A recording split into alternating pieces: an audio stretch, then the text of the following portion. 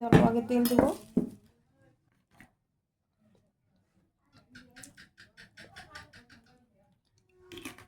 Tiffin বাটির মধ্যে তেল দিয়ে নিয়েছি, এখন ডিমটা ভেঙে আমি ওদের ভাপা করবো, পরে রান্না করবো।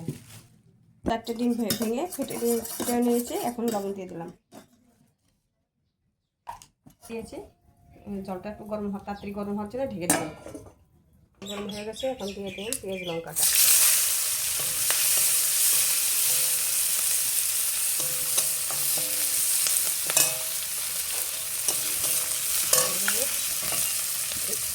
ইচ্ছা মতো কেটে দিয়ে লবণ মেখে রেখেছিলাম, সেই ওটা দিয়ে দিলাম।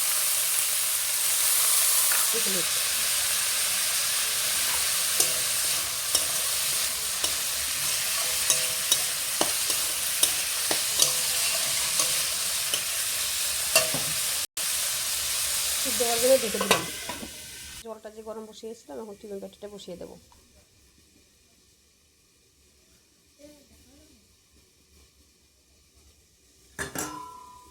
এই থালটা দিয়ে ঢেকে দেবো।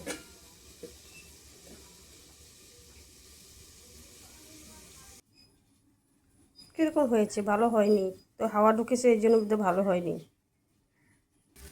উচ্ছে আলুটা ভাজা হয়ে গেছে, এখন তুলে নেব। আমি কড়াইতে তেল দিয়ে দিয়েছি, এখন দিয়ে দেবো জিরে,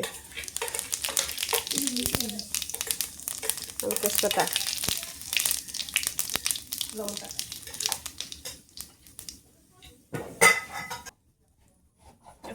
আলুগুলো দিয়ে দিলাম। আলুগুলো ভেজে নেব।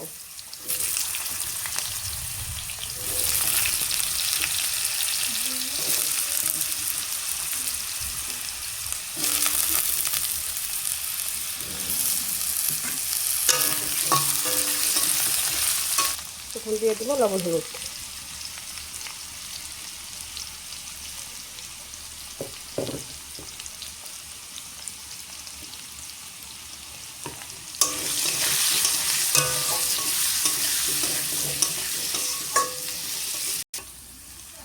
আলুটা ভাজা হয়ে গেছে, এখন দিয়ে দেবো পেঁয়াজটা, বড় বড় করে কেটে রেখেছিলাম।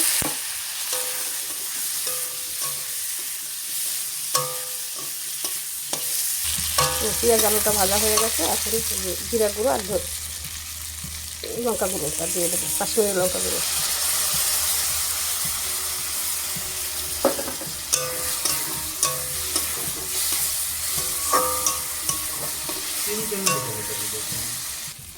বাটি ধোয়া জলটা দিয়ে ভালো করে মশলাটা কষে দেবো।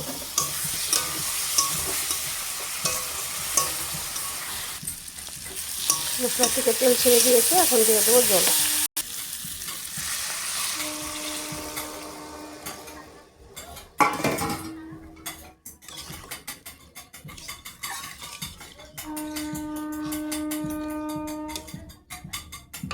বেশি জল দেবো না, আলুটাও সিদ্ধ হয়ে গেছে।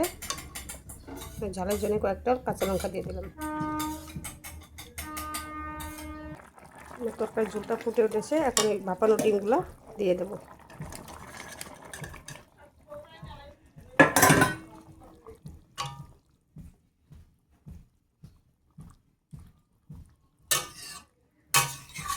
আর 5টা মিনিট ফুটিয়ে নিয়ে নামিয়ে নেব। হয়ে গেছে আমার ডিম ভাপার তরকারি, এখন নামিয়ে নেব। এরকম হয়েছে জানি না, কিন্তু আমি এবার প্রথমবার বানালাম, ভালোই হবে নিশ্চয়ই। আমার ডিম ভাপার তরকারি কীরকম হয়েছে তোমরা অবশ্যই কমেন্ট করে জানাবে।